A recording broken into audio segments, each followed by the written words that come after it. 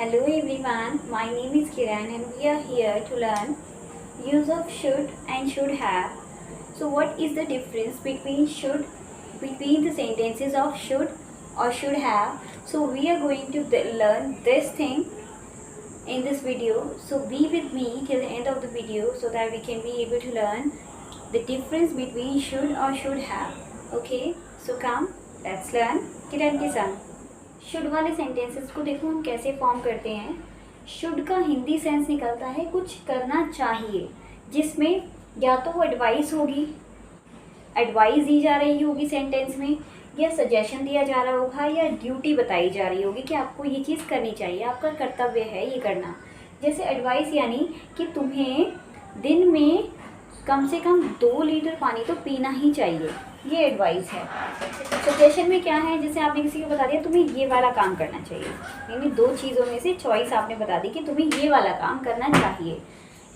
Duty का कैसे है, ड्यूटी में जैसे आपको बोला गया कि आपको अपने परिवार का ध्यान रखना चाहिए, तो ये आपकी ड्यूटी हो गई. ड्यूटी यानी कर्तव्य, और आपको ट्रैफिक नियमों का पालन करना चाहिए. तो इस तरीके से लास्ट में सेंस निकलेगा सेंटेंस का चाहिए. अब कुछ सेंटेंसेस देखते हैं. अब देखो, I have written here 2 sentences. मुझे वहाँ जाना चाहिए, उस लड़के को इस बारे में अपने पापा से बात करनी चाहिए.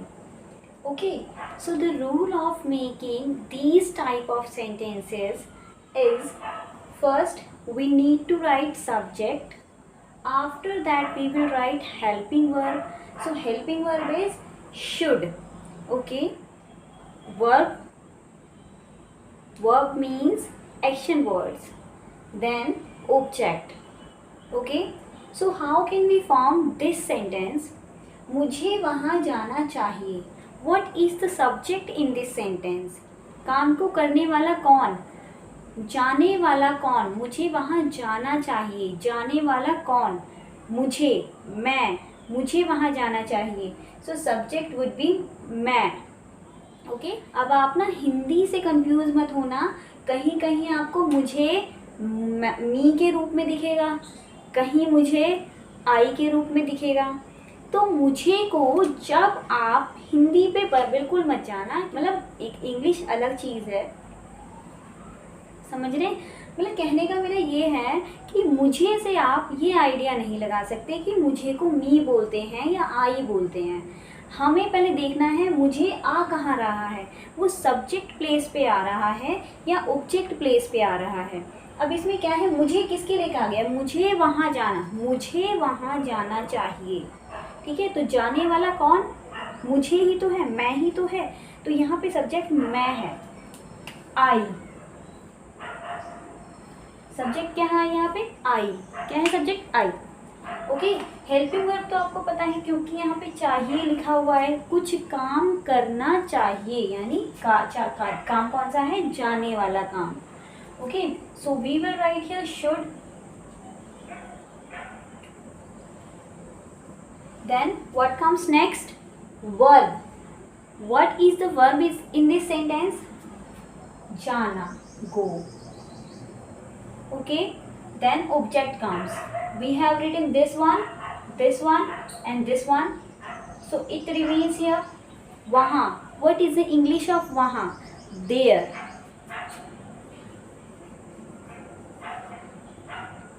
Okay, उस लड़के को इस बारे में अपने पापा से बात करनी चाहिए. Now tell me what is the subject in this sentence. उस लड़का है या पापा है सब्जेक्ट. सो हम सबसे पहले जाएंगे चाहिए के पहले जो वर्ब लिखिए ना, बात करना. तो बात करने वाला कौन, ये देखेंगे हम. उस लड़के को इस बारे में अपने पापा से बात करनी चाहिए, तो बात करने वाला कौन है, उसके पापा हैं या वो लड़का है, वो लड़का है. तो वो लड़का सब्जेक्ट है. और मैंने आपको बताया था उस लड़के को दैट बॉय, उस लड़की को दैट गर्ल, उस घर को दैट हाउस, तो उसको दैट बोलते हैं. ठीक है, subject that boy, subject. Now helping verb should.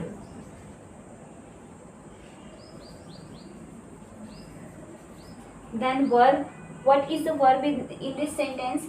Verb. चाहिए से पहले आपकी मेन वर्ब होने वाली है। बात करना को इंग्लिश में व्हाट डू वी से? टॉक। टॉक। ऑब्जेक्ट, अब देखो ये हो गया ऑब्जेक्ट का पार्ट, देखना ये सब्जेक्ट हो गया पूरा, है ना। अब ये पूरा आपका क्या है, ये हो गया है, ये भी हो गया है, ठीक है। अब यहाँ से लेकर अब यहाँ तक आपका क्या है? ऑब्जेक्ट है। इसको कैसे फॉर्म करते हैं? उल्टा बनाना शुरू करते हैं। मैंने आपको जैसे बताया था ना, ऐसे ऐसे ऐसे ऐसे बनाना शुरू करते हैं। पर आपको देखना है, पहले प्रीपोजिशन छांट लो। ये रही एक प्रीपोजिशन से, ये है प्रीपोजिशन, ठीक है। अब बनाना शुरू करेंगे। देखो से को क्या बोलते हैं? विद, ठीक है, विद। अब पापा के पहले आपका अपने लिखा है, अपने पापा। अपने पापा के लिए, क्योंकि उसके पापा है ना, उसके पापा तो हिज फादर आएगा। अब पापा अपने नहीं लिखेंगे, हिज फादर लिखेंगे, क्योंकि पापा का जो है वो एडजेक्टिव है अपने पापा, है ना। तो एडजेक्टिव को साथ लेके चलते हैं, मैंने आपको पहले बताया हुआ है, ठीक है। तो क्या आएगा? His father, okay. फिर क्या है? ये हो गया, ये भी हो गया, ये हो गया।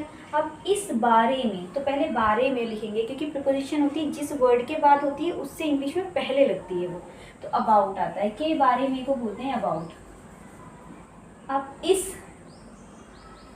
दिस, बस। अब को का कोई सेंस नहीं है इसके अंदर। That boy should talk with his father about this, okay. अगर इन्हीं सेंटेंसेस का नेगेटिव हो जाता, मुझे वहाँ जाना चाहिए, मुझे वहाँ नहीं जाना चाहिए, आई, यहाँ हेल्पिंग वर्ब के बाद नॉट लगा देते हैं, I should not go there. इसी का इंटेरोगेटिव बन जाता तो हेल्पिंग वर्ब निकल के आगे आ जाती है ना, बताया हुआ है मैंने आपको पहले। तो हेल्पिंग वर्ब आगे आ जाएगी, should I go there, okay. मुझे वहाँ क्यों जाना चाहिए? अब हेल्पिंग वर्ब से आगे WH का वर्ड लग जाता है, why should I go there. मैंने आपको बता रखा है कि सिंपल से ही आप नेगेटिव का रूल, इंटेरोगेटिव का रूल, WH का रूल कैसे बना सकते हैं, ठीक है। अगर वो हर वीडियो में बताने लग जाऊंगी ना तो फिर आपकी हर वो वीडियोस लंबी हो जाएंगी, तो इसीलिए हम इसको भी समझ गए हैं। उस लड़के को इस बारे में अपने पापा से बात नहीं करनी चाहिए, तो जहाँ हेल्पिंग वर्ब है वहाँ नॉट लगा देंगे उसके बाद। So that boy should not talk with his father, okay. और अगर बोलेंगे कि क्या उस लड़के को अपने पापा से बात करनी चाहिए थी, सो शुड सबसे आगे आ जाएगा, बस। Should that boy talk with his father about this. उसको अपने पापा से कैसे बात करनी चाहिए थी। So how should that boy talk with his father, ठीक है। सिंपल के रूल से नेगेटिव का रूल बनाते हैं तो नॉट हेल्पिंग वर्ब के बाद आ जाता है, इंटेरोगेटिव में हेल्पिंग वर्ब निकल के सबसे आगे आ जाती है, WH में WH हेल्पिंग वर्ब, फिर सारा रूल ऐसे चलता रहता है, ठीक है। अब ये देखो शुड हैव कहाँ यूज होता है? शुड हैव वहाँ यूज होता है जहाँ पे सेंस आ रहा है चाहिए था का सेंस आ रहा है, कुछ करना चाहिए था।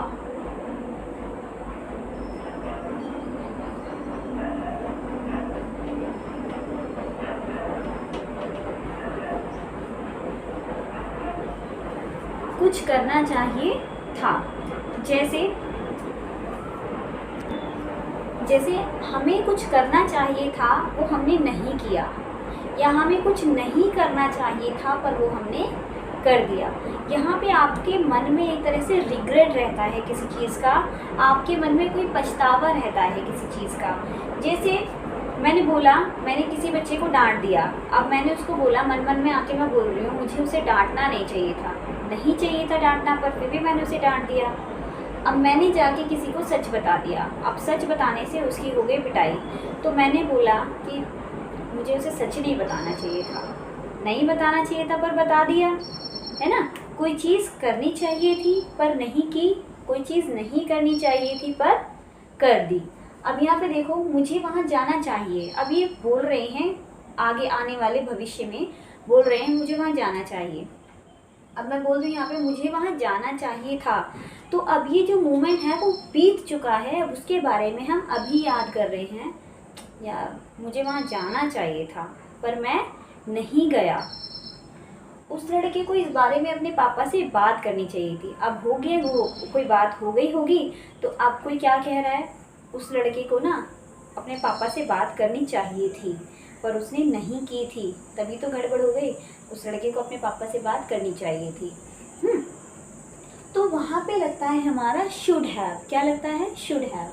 अब शुड हैव में मोस्ट ऑफ द टाइम जहाँ जहाँ हैव होता है ना, वहाँ पे वर्ब की थर्ड फॉर्म ही लगती है, चाहे वो शुड हैव हो, चाहे कैन कुड हैव हो, चाहे वुड हैव हो, ठीक है, उनके साथ आपकी वर्ब की थर्ड फॉर्म लगती है। इसका रूल कैसे होगा देखो, सबसे पहले क्या आता है इसमें? सब्जेक्ट। अब मैंने इसी सेंटेंस को मैं बनाने की कोशिश करती हूँ कि मुझे वहाँ जाना चाहिए था, तो क्या आएगा यहाँ पे? I should have. यहाँ पे क्या आएगा? आई शुड हैव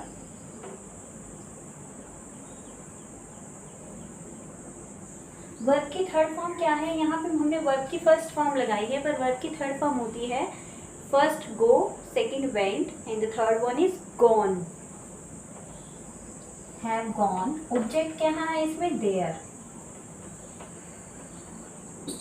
अब इसमें क्या चेंज हुआ है? आपका शुड हैव देख के, शुड हैव और वर्ब की थर्ड फॉर्म देख के इंग्लिश सेंटेंसेस में भी पता चल जाता है कि वो चीज़ बीत चुकी है, वो आप कर नहीं पाए जो करनी थी, या आपने वो चीज़ कर दी जो नहीं करनी चाहिए थी।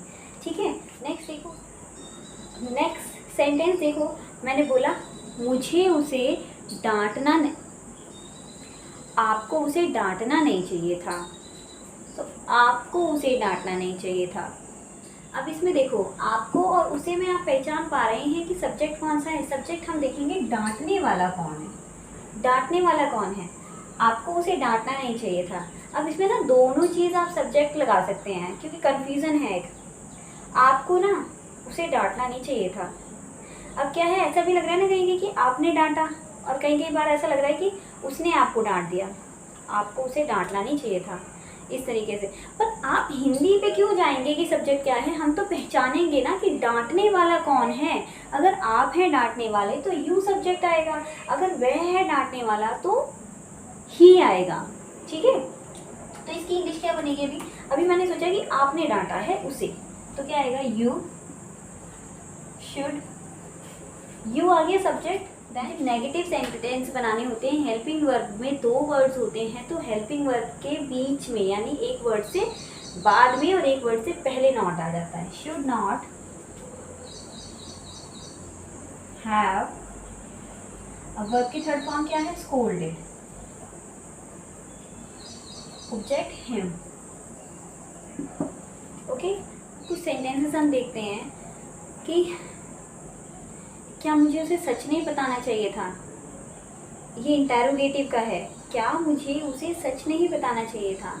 Should I not have told the truth to him. क्या मुझे उससे बात नहीं करनी चाहिए? मुझे उससे बात क्यों नहीं करनी चाहिए थी? Y should I not have talked with him. इसकी जगह मुझे और क्या बनाना चाहिए था? What else should I have cooked except it? तुम्हें उन्हें घर पे नहीं बुलाना चाहिए था।